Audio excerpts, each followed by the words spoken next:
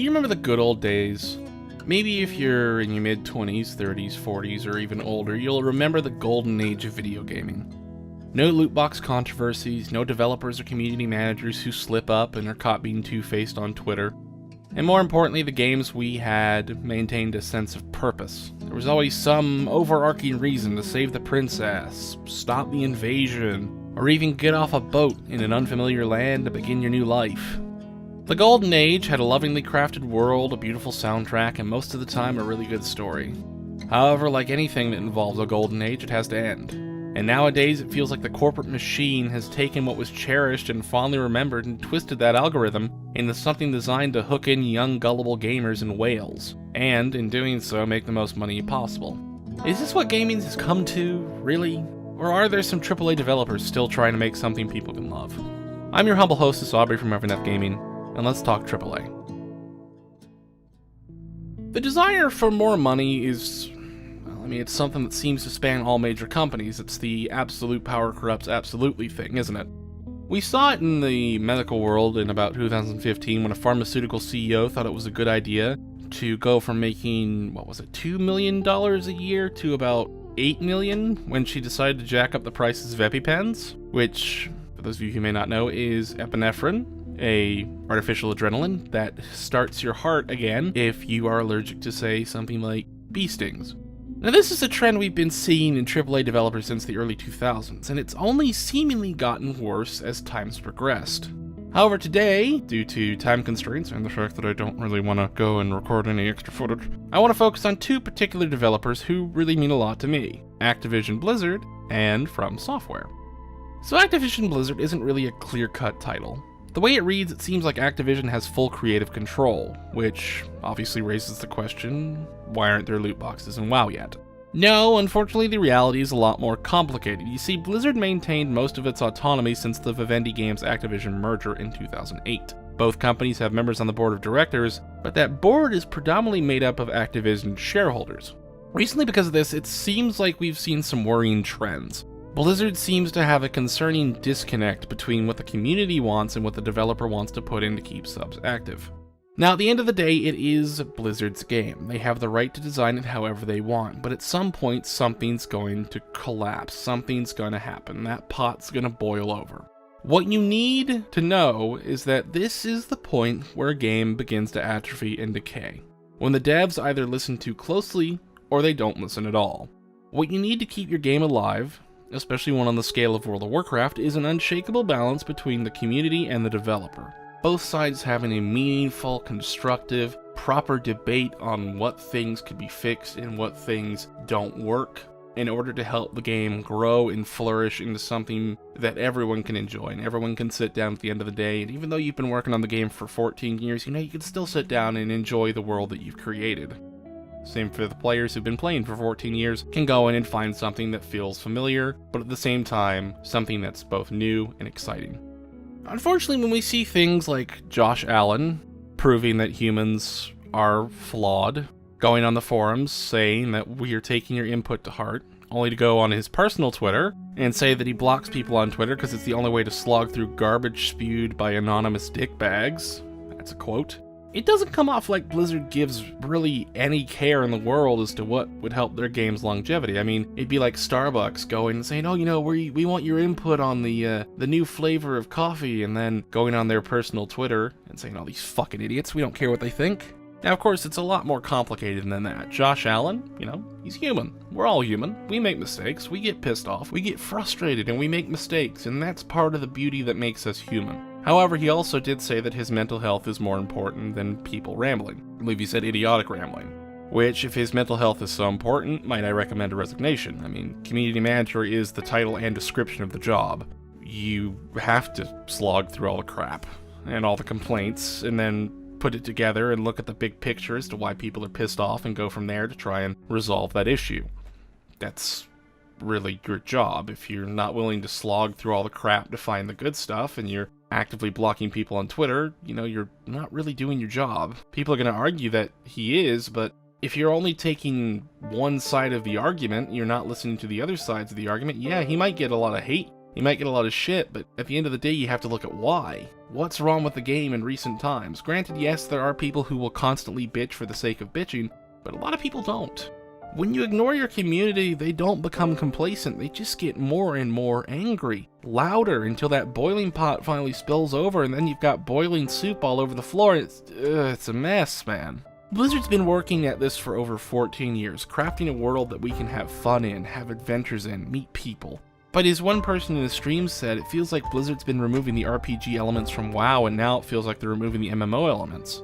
And that feels tangible. The old school talent trees, the homogenization of tanks, the removal of abilities from classes that make them feel wholly unique to themselves. It feels like it's all working towards making it easier for an instant gratification society, or even a society that doesn't have a lot of time. Now, my personal opinion on LFR, I think LFR is fine because it gives people who want to, do the content the chance to do the content.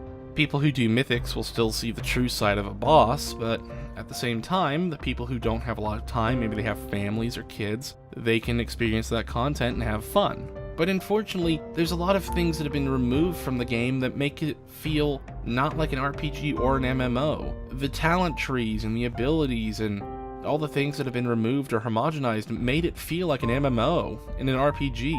Having those 3 different talent trees, all with different abilities, made it actually feel like you were playing an RPG, completely customizing your character, kind of like you would in, say, Skyrim.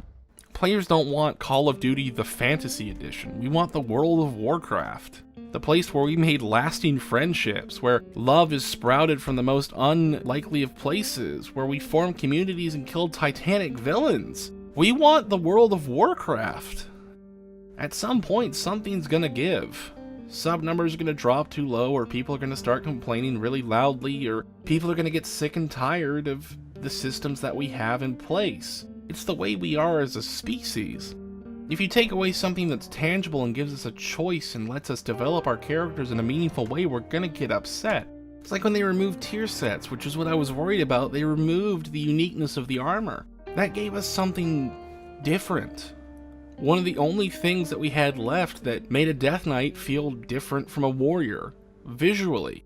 It feels like the devs don't listen. They need to open their eyes and their ears and listen for once, instead of constantly trying to just stand there and defend their designs and their ideas.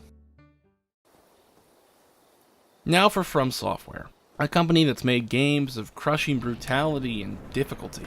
A game company headed by a developer who put his real-life experiences into the mechanics of his games, something that in the end worked spectacularly. The reason communication is so limited in those games to soapstones and the like is related to the time, I'm gonna butcher it, Hidetaka Miyazaki ran off the road into a ditch, and due to a communication barrier, he had to resort to body language and hand signals to get the people who were trying to help him have an easier time understanding him and doing so. From Demon's Souls to Dark Souls 3, Miyazaki used his life experiences, his attention to crafting a beautifully grim world, and the ability to work well with his staff, and that led to the creation of a series that has honestly become a cult favorite. Grim and beautiful, difficult but rewarding, and fun despite all its challenges, all its frustration, and all of its anxiety. Both World of Warcraft and the Souls series have brought together vibrant communities that love their games for the joy that they bring. People love Dark Souls and Bloodborne not because of the fact that they're easy. People love them for the difficulty. People love the idea of finally toppling a titanic boss. Maybe it's a dragon, maybe it's some kind of abomination, maybe it's just a human. But this human has had years to develop their skills, and maybe they have a little bit of a cheat going on with a little bit of that cheeky void stuff or cheeky blood moon garbage. I mean, look at Lady Maria of the Astral Clock Tower, or Garamond the Old Hunter from Bloodborne. Hell, look at the Bloody Crow of Cainhurst, a boss, or even a mini-boss that I would consider to be harder than any actual named boss in the entire game. No boss fight, no unique music, just you versus another hunter. Equal in skill? Debatable.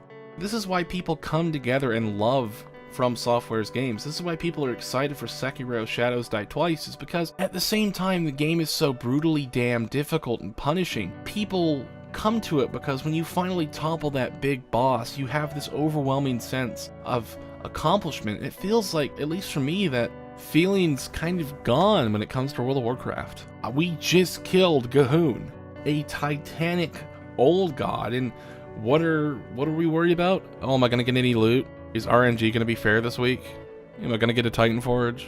That's not something that should be in the back of your mind. And thankfully, 8.1 looks like it's understanding some of the issues. It looks like the devs are listening. You know, we're getting vendors like you had in old vanilla WoW with badge systems where you can work towards getting a piece of gear every week. Even if you don't get it out of the raid, you can go to a vendor after some amount of time and you can say, hey, you know, I got all these badges here, let me buy a piece of gear off of you because it's guaranteed. Despite all the cherry-picked questions, or at least the seeming cherry-picked questions in Q&As, the exorbitant amount of time spent discussing Azerite and the occasional, again, human error on Twitter, it seems like Ian Hazzikostas, Josh Allen, the development team, it seems like they're listening. I mean, Dark Souls and Bloodborne, just like Azeroth, are wonderfully crafted worlds. People love them. People cosplay based off of them. People have made friendships, careers, and lifelong relationships based off these games. And yeah, while comparing something that's only an RPG like From Software's titles, which have a lot of replayability, to something that constantly has to keep giving us something new to do, something new to explore, some big new villain to fight like World of Warcraft is honestly a bit of a weird choice. But the two games have more in common than you might think. Maybe Ian Hazzikostas and his team should sit down and look at the 14 years people have spent in the amazing world crafted so long ago, and use that going forward. What did people enjoy from vanilla? What could they bring back? What could they introduce that would make it more enjoyable? I mean, you see now in 8.1 they're bringing back those vendors that we had back in vanilla. If World of Warcraft is good at one thing, it's good at having a great story that you can get emotionally invested in.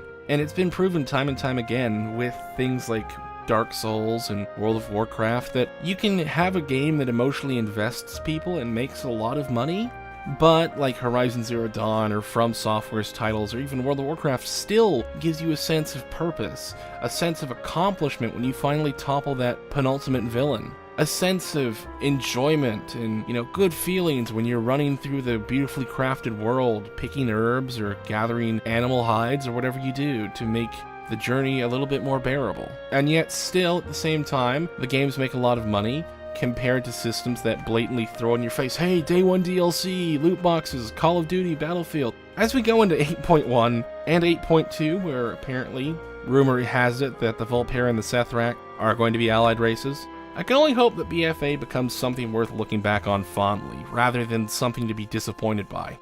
At the end of the day, World of Warcraft is for many of us a home away from home, a way to escape the sometimes dull, boring, or even frustrating trials of reality, a place to go and enjoy something new for a while. Thank you all so much for hanging out with me on this Saturday. I really do appreciate it. I've been your humble hostess, Aubrey from Evernath Gaming. Let me know what you think down in the comments below. Subscribe if you're new here, and don't forget to leave a like.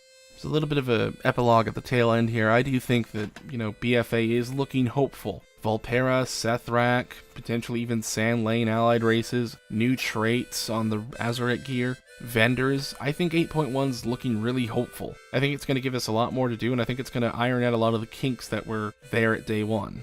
Thank you all so much for watching again, and I'll see you all next Saturday.